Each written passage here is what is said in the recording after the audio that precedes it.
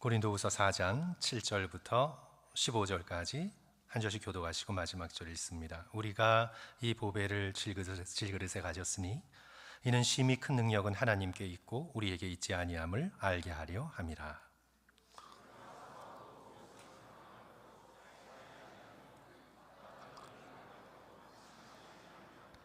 박해를 받아도 버림받지 아니하며 거꾸로 뜨림을 당하여도 망하지 아니하고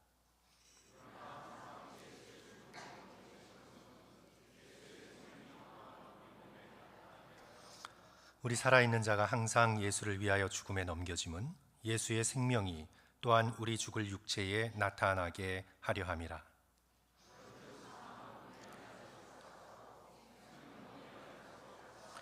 기록된 바 내가 믿었으므로 말하였다 한 것 같이 우리가 같은 믿음의 마음을 가졌으니 우리도 믿었으므로 또한 말하노라.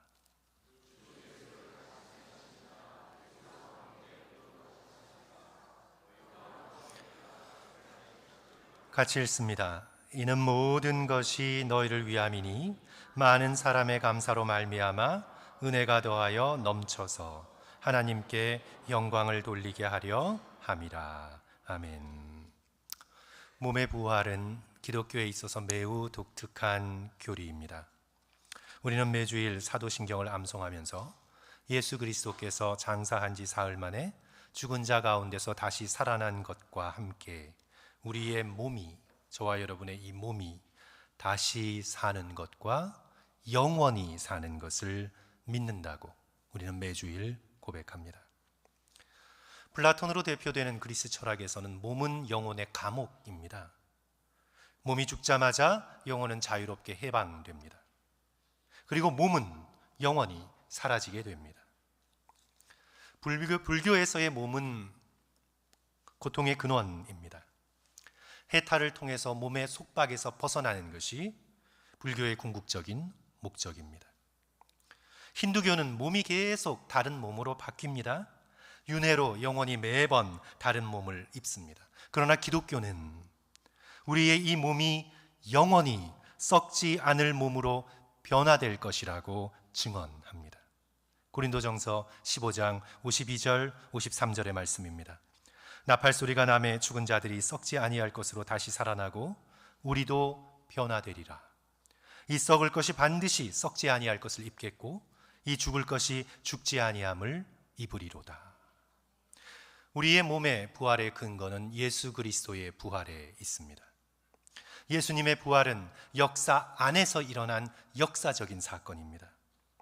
그냥 죽은 다음에 뭔가 있나 보다 하는 희미한 바람이 아닙니다.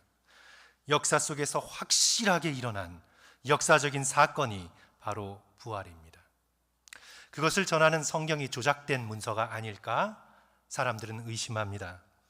그러나 그 어느 누구도 자기들이 직접 조작해낸 거짓을 위해 고문과 사형을 견디지는 않습니다. 베드로를 비롯한 제자들은 모두 다 순교했습니다. 사도 요한만이 pat모섬에서 오랜 유배 생활 후에 에베소에서 죽었다는 그런 문서가 있죠. 제자들은 예수님의 십자가의 죽음 이후에 두려워 다락방 문을 걸어 잠그고 체포되어 같은 운명에 처해질까 두려워 벌벌 떨고 있었습니다. 그런데 이들이 갑자기 돌변하게 됩니다. 걸어 잠갔던 문을 박차고 나가서 예수가 메시아라고 그리스도라고 목숨을 걸고 선포합니다. 얼마 전만 해도 어린 여종의 고발에 예수님을 3번이나 부인하던 베드로가 사도행전 4장을 보시면 요한과 함께 산헤드린 공회에 잡혀가게 되지요. 대제사장 안나스와 같은 가야바와 많은 귀족들 앞에 예수님이 당하셨듯이 신문을 받게 됩니다. 더는 복음을 전하지 말라고 공의의 권위로 협박할 때에 사도행전 4장 19절 20절 베드로가 담대하게 대답합니다. 하나님 앞에서 너희의 말을 듣는 것이 하나님의 말씀을 듣는 것보다 옳은가 너희 스스로 판단하라. 우리는 보고 들은 것을 말하지 아니할 수 없다 하니. 성도 여러분, 도대체 이 대담함과 용기는 갑자기 어디서 생기는 것입니까? 이들은 부활하신 주님을 보고 듣고 만난 것입니다. 죽음을 이기신 예수 그리스도를 통해 부활의 능력을 받았기 때문에 이들이 이토록 담대할 수가 있었던 거지요. 오늘 저와 여러분이 함께 읽은 이 본문의 말씀에서도 사도 바울은 부활의 능력을 우리에게 증언합니다. 고린도후서 4장 7절, 성도 여러분 다 같이 한 목소리로 한 번 더 읽습니다. 우리가 이 보배를, 시작, 우리가 이 보배를 질그릇에 가졌으니 이는 심히 큰 능력은 하나님께 있고 우리에게 있지 아니함을 알게 하려 함이라. 이 심히 큰 능력은 죽은 자를 살리시는 부활의 능력입니다. 이 부활의 능력이 어떻게 작동하는가 하면 오늘 본문 말씀 8절과 9절이죠. 우리가 사방으로 우겨쌈을 당하여도 쌓이지 아니하며 답답한 일을 당하여도 낙심하지 아니하며 박해를 받아도 버림받지 아니하며 거꾸로 뜨림을 당하여도 망하지 아니하고. 부활의 능력은 어떤 고난 속에서도 굳건하게 버텨내게 하는 능력인 것입니다. 우겨쌈을 당하여도 쌓이지 않는 능력이 있고 답답한 일을 엄청 당하는데도 낙심하지 않는 능력, 그것은 바로 부활의 능력입니다. 박해를 받았더라도 버림받지 않습니다. 거꾸로 뜨림을 당해도 망하지 않는 능력, 바로 부활의 능력입니다. 구약의 아브라함의 같은 뿌리에서 시작된 유대교와 이슬람교도 부활을 믿긴 믿습니다. 심판 때에 모든 육체가 부활하여 선악간의 심판을 받는다는 부활 사상을 그들은 가지고 있습니다. 그러나 그들이 믿는 부활은 먼 미래에 대한 소망일 뿐이지 지금 여기 현실 속에서 경험되는 능력은 아닙니다. 오직 기독교만이 예수 그리스도의 부활로 죽음을 이기신 부활의 능력이 현실이 되었습니다. 비록 죽을 연약한 질그릇 같은 육체를 가지고 있지만 이 몸에 부활의 생명이 담겨 있습니다. 10절과 11절 말씀이죠. 우리가 항상 예수의 죽음을 몸에 짊어짐은 예수의 생명이 또한 우리 몸에 나타나게 하려 함이라. 우리 몸에 부활의 생명이 현재적으로 있다는 증언이지요. 기원후 203년 카르타고의 원형 경기장에서 22살의 펄페추아가 순교할 때 그녀는 이미 암소에 받쳐 심각한 부상을 입은 상태였습니다. 하지만 죽지는 않았습니다. 그래서 마지막 검투사가 그녀의 처형을 맡게 됩니다. 고대의 기록은 이렇게 전합니다. 그 검투사는 초보라 두려워 덜덜 떨고 있었다. 칼을 잡은 손이 심하게 떨리자 펄페추아는 그의 칼을 잡고 자신의 목으로 인도했다. 죽어가는 펄페추아는 놀라운 평강 속에 있었습니다. 오히려 죽이는 자가 두려워 떨고 있었습니다. 부활의 능력입니다. 순교 전날 밤 꿈속에서 예수 그리스도께서 그녀에게 하늘의 치즈 한 조각을 먹여주셨습니다. 그리고는 말씀하셨습니다. 너는 두려워 말고 나에게로 오라. 죽을 수 있는 용기와 담대함을 미리 주셨습니다.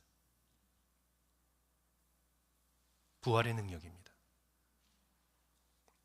1812년 윌리엄 캐리가 선교하던 인도 세람포르의 인쇄소에 화재가 일어났습니다.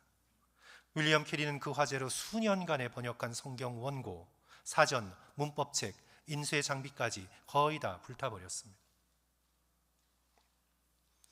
평생의 사역이 하룻밤의 화재로 다 사라진, 인간적으로 보면 정말 절망적인 사건이었습니다. 그러나 그는 답답한 일을 당하여도 낙심하지 않습니다. 잿더미가 된 현장을 돌아보며 윌리엄 캐리는 이렇게 고백합니다. 한순간에 수년간의 수고가 다 타버렸다. 하나님의 길은 참으로 헤아릴 수가 없다. 주님께서는 내가 오직 주님만을 바라볼 수 있도록 나를 낮추고 낮추셨다. 그리고는 그의 일기에 이렇게 적습니다. 손실은 막대하지만 같은 길을 두 번째 여행할 때는 훨씬 손쉬운 법이다. 우리는 낙심하지 않는다. 번역 작업은 이미 시작되었다. 우리는 쓰러졌으나 절망하지 않는다. 부활이 가져다준 놀라운 능력을 고백하고 있는 거지요. 사도 바울은 이 예수 그리스도의 부활의 복음을 전하면서 많은 고난을 받았습니다. 오늘 본문이 들어있는 같은 본문인 고린도후서 1장 8절이죠. 형제들아, 우리가 아시아에서 당한 환난을 너희가 모르기를 원하지 아니하노니 힘에 겹도록 심한 고난을 당하여 뭐까지 끊어졌습니까? 살 소망까지 끊어졌습니다. 이제 좀 끝났으면 좋겠다. 살고 싶지 않다. 극도의 고난을 겪었습니다. 고린도후서 11장 23절 이하에서 사도 바울은 자신이 당한 고난을 구체적으로 열거합니다. 우리가 잘 알고 있듯이 40에 하나 감암매를 5번이나 맞았고 3번은 태장으로 맞았고 1번은 돌로 맞았고 3번 파선하였고 일주야를 깊은 바다에서 지내게 되었고 강의 위험, 강도의 위험, 동족의 위험, 이방인의 위험, 시내의 위험, 광야의 위험, 바다의 위험, 거짓 현재의 위험을 당하고 여러 번 자지 못하고 줄이며 목마르고 여러 번 굶고 춥고 헐벗었습니다.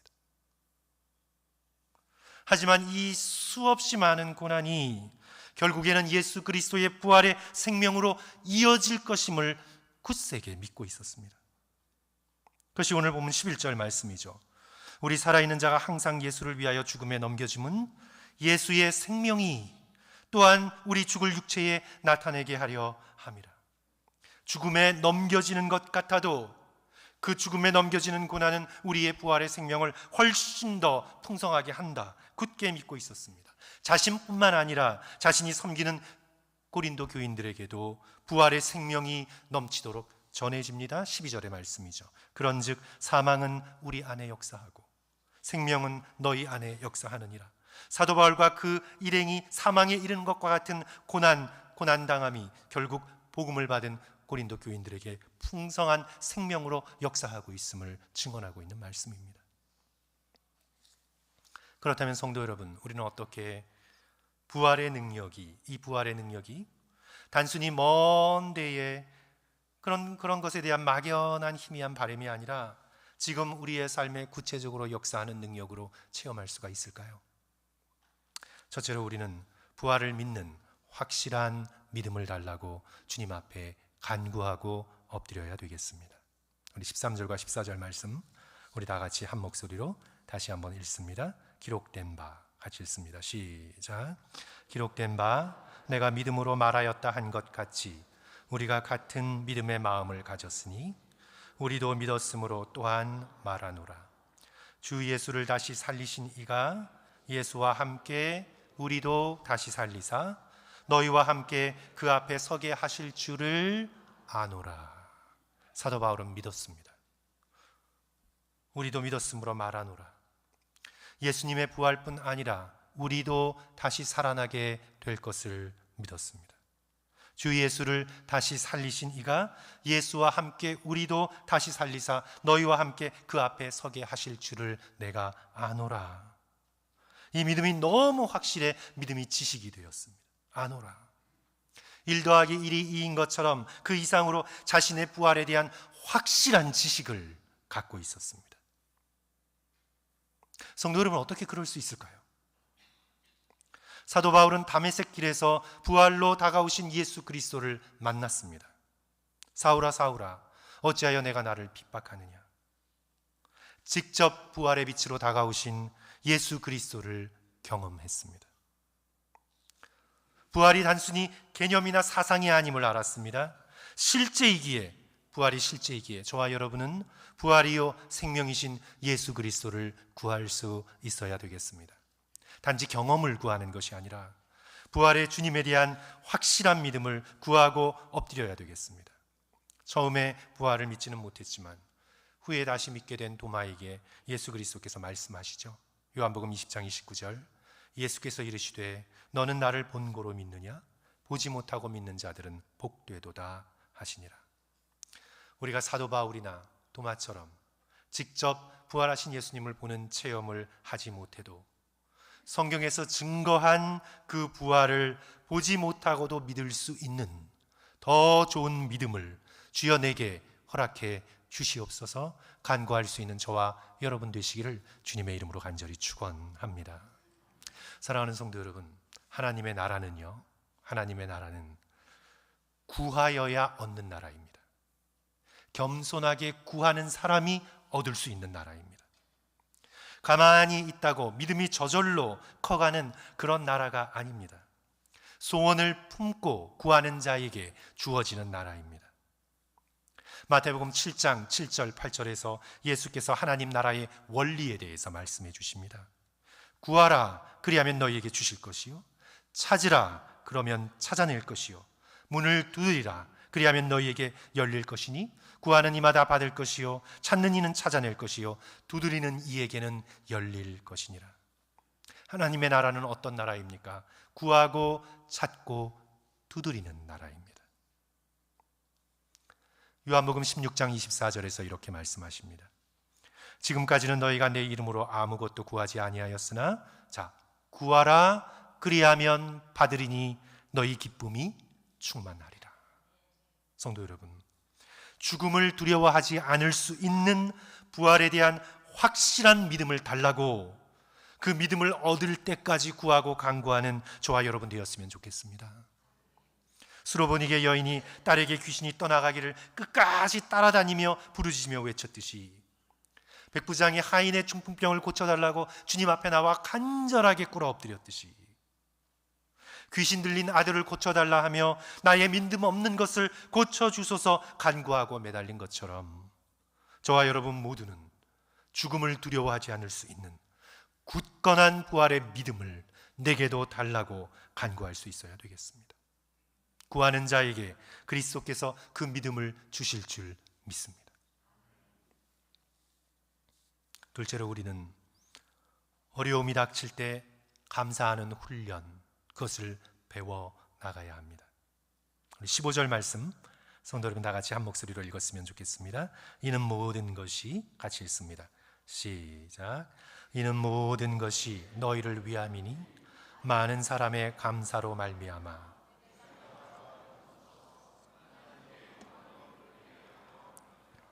이 모든 것이란 부활의 능력을 전하려는 사도 바울과 그 일행들의 모든 노력을 의미하죠. 이제 이 노력으로 무슨 열매가 맺냐 하면 성도들에게 감사의 열매가 맺게 됩니다. 세번역은 이렇게 풀어서 설명했습니다. 하나님의 은혜가 점점 더 많은 사람에게 퍼져서 감사하는 마음이 넘치게 하시고 이 넘치는 감사의 마음으로 하나님께 영광을 돌리게 하려는 것입니다. 감사의 마음이 부활의 능력과 직결된다는 말씀이죠. 이는 사도 바울의 경험에서 나왔습니다. 사도 바울이 육체의 가시로 고생했습니다. 제거해달라고 3번이나 간절히 꿇어 엎드려 구했습니다. 그럴 때 예수 그리스도께서 사도 바울에게 주신 말씀이 뭡니까? 내 은혜가 내게 족하도다. 고난이 닥칠 때 이미 주께서 먼저 주신 은혜, 그 은혜에 대한 감사가 우리 가운데 있어야 된다는 말씀이죠. 그럴 때 그 감사의 능력이 부활의 능력을 불러일으켜 우리가 현재적으로 당한 어두움을 이기는 능력이 된다고 오늘 본문은 우리에게 말씀하고 있는 겁니다. 우리 필리핀 민주화의 상징인 니노 아키노를 우리 좀 연배가 있으신 성도들께서는 기억하실 겁니다. 필리핀의 마르코스 독재 정권에 저항하다가 우리 미국 CIA의 경고에도 불구하고 마닐라 공항으로 귀국하는 길에 총격으로 결국은 사망하게 되죠. 그의 죽음으로 결국 피플 파워 운동이 필리핀에서 일어나 2년 후에 필리핀이 민주화됩니다. 그의 정치 이력은 잘 알려져 있지만 그의 회심에 대해서는 잘 알려져 있지 않습니다. 1972년 아키노는 군사정권의 대검거 작전에 체포되어서 악명 높은 보니파시오 감옥에 수감이 되는데요. 얼마 있다가 이제 마닐라 북쪽의 막사이사의 요새로 옮겨지게 됩니다. 그러면서 아주 좁은 독방에 갇히게 돼요. 한 달 동안 속옷만 입은 채 굶어 죽지 않을 정도의 식량으로 생활하게 되는데 그가 바로 그곳에서 놀라운 영적인 체험을 하게 됩니다. 아키노는 그 감옥에 갇히면서 분노했습니다. 비인간적인 환경에 불만을 쏟아놓았습니다. 그리고 자신의 처지를 한탄하며 울었습니다. 그때 그는 예수 그리스도의 음성이라고 할 수밖에 없는 아주 분명한 음성을 듣게 됩니다. 너는 왜 우는가? 내가 너에게 수백만의 너의 나라 사람이 누리지 못했던 위로와 명예와 영광을 너에게 선물로 주었다. 이제 잠시 작은 고난이 임하니 너는 마치 철없는 어린아이처럼 울며 불평하고 있구나. 아키노는 그 음성을 깨닫고 즉시 그 자리에서 무릎을 꿇고 감사하지 않고 불평한 자신의 죄를 회개하고 자기에게 주어진 십자가를 지고 예수 그리스도를 기꺼이 따를 것을 서원합니다. 오랜 시간 감옥에서 성경을 읽고 묵상하며 기도하면서 자신의 교만함이 지금 여기 이 자리에 함께 하시는 하나님의 임재를 깨닫지 못하게 가로막고 있었음을 발견하면서 겸손히 자신의 삶 모두를 그리스도께 드리는 결단을 하게 됩니다. 사랑하는 성도 여러분, 어려운 일이, 내가 원하지 않는 일이 내게 닥칠 때, 그때 먼저 주님께 감사를 드릴 수 있을 때 우리는 부활의 능력을 체험하게 됩니다. 병원에 갔는데 중환병에 걸렸다는 소식을 받습니다. 그때 주님, 지금까지 나를 건강하게 살게 하셔서 감사드립니다. 주님의 은혜가 저에게 넘칩니다. 앞으로도 이기게 하실 줄을 믿습니다. 기도할 수 있을 때 우리는 그 감사가 변하여 고난을 이기는 부활의 능력으로 체험됨을 믿습니다. 직장을 그만두게 되었을 때 주님, 지금까지 일하게 해주셔서 감사합니다. 지금까지 먹고 살 수 있었던 모든 것이 주님의 은혜입니다. 앞으로도 주께서 인도해 주실 줄 믿습니다. 걱정과 염려와 불평 대신 먼저 하나님을 바라보고 지금껏 우리의 필요를 공급하신 하나님께 감사하게 될 때 우리는 부활의 능력을 체험합니다. 윌리엄 로우는 경건한 삶을 위하여라는 뛰어난 책에서 이렇게 적고 있습니다. 세상에서 가장 위대한 성인이 누구인지 아는가? 기도를 가장 많이 하거나 금식을 많이 한 자가 아니다. 구제를 많이 하거나 절제, 순결, 정의가 뛰어난 자도 아니다.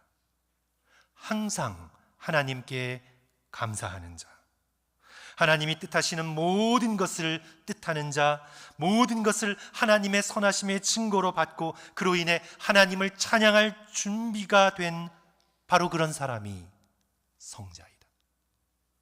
사랑하는 성도 여러분, 오늘 우리 모두 부활절을 맞아서 굳건한 부활의 믿음을 달라고 간구하면서 항상 감사하며 어려움 가운데서도 부활을 체험할 수 있도록 주님 앞에 꿇어 엎드리는 저와 성도들 되시기를 주님의 이름으로 간절히 축원합니다. 기도하겠습니다.